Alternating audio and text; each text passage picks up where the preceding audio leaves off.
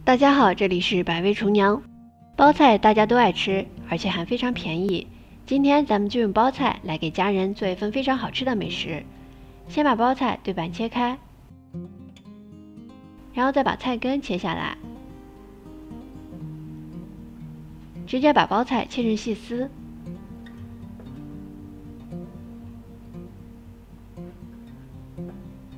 切好以后放进大盆子里边，少加一点盐，再加适量清水，把包菜浸泡一会儿。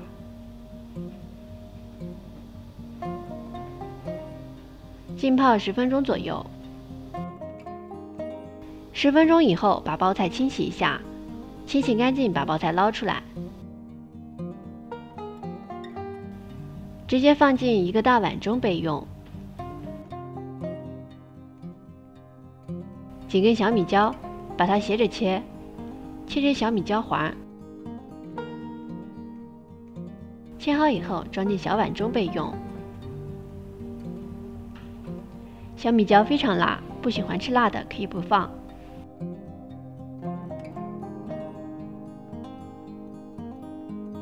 再切几颗大蒜，把它切成蒜片。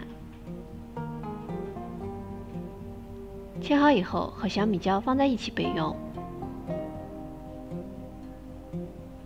锅里边少倒一点油，先来炒香配料。配料炒出香味的时候，往里边加入适量蚝油，蚝油多倒一些，用小火慢慢翻炒。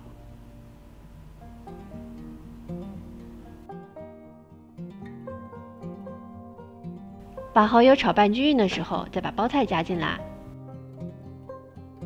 这回转大火开始翻炒，1分钟左右，往里边少加一点生抽。生抽搅拌均匀的时候，再往里边少加一点盐。盐这会儿少放一点就行了。再少加一点鸡精。翻拌均匀就可以出锅啦。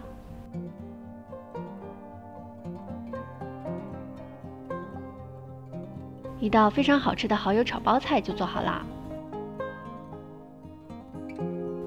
把它装进盘子里，摆放整齐就可以上桌啦。这样做的包菜香香脆脆，非常好吃，而且里边还有一些辣味，吃起来非常爽脆，配粥下饭都非常好吃。而且常吃包菜还可以助消化。如果你喜欢的话，就收藏转发试试吧。这里是百味厨娘，我们下期视频再见喽。